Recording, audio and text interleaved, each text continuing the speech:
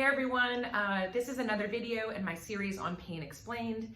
In this video, I want to talk to you about the 3 buckets of pain that traditionally in physical therapy, pain descriptions fall into. The first bucket is what we call nociceptive pain. That's pain where you have local tissue, injury or damage, and it's basically like a tendonitis or some sort of issue with the tissues locally, ligaments, tendons, and those things tend to heal within a couple of weeks to 2 to 4 months. And then you don't have any issues with them later on. They may have a little bit of tightness here and now, but the middle bucket is what we call neurogenic pain. And that is pain that comes from the nerve root. It comes from the nerves. It can come from a nerve centrally or also peripherally into the arm. And that type of pain is typically a little bit sharper in nature and more of an electrical type of pain, and can also include some numbness, tingling, sensory changes and things like that. The third bucket is nociplastic pain, and this is the bucket of pain a lot that I talk about in my videos.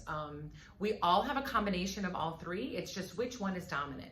And the way that you can tell which one is more dominant is number 1. If you have bucket number 1, you probably don't have pain anymore after your injury. If you're in an acute injury, you're kind of in that phase. It's not going to last very long. The neurogenic pain, you can tell because you have numbness, tingling, those types of things, and all of these physical therapy can help and work with.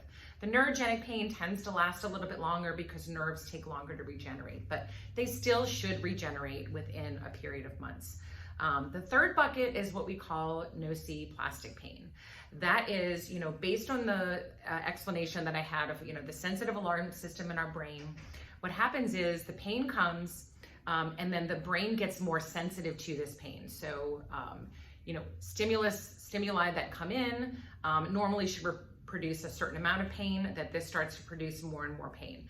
This is usually your chronic pain, injuries, persistent pain that just doesn't go away, or pain that you might have had a long time ago and it just keeps resurfacing every now and then. Some of the typical characteristics of nociplastic pain are the pain isn't in one spot specifically. So, when you have a tendon injury, it always hurts right here when I do this. It's more widespread. It's kind of the whole arm, or it's like my back, or sometimes it's in my neck, and it's pain spreading. It's being very sensitive in lots of different areas of your body. Pain that comes on with stress. So it's all of these things that are increasing the alarm system in your brain that are causing your pain to increase. So in the next video, I'm going to talk about somatic processing, which is a very effective tool for those of you who tend to have more of the nociplastic pain, bucket number 3. So stay tuned for that.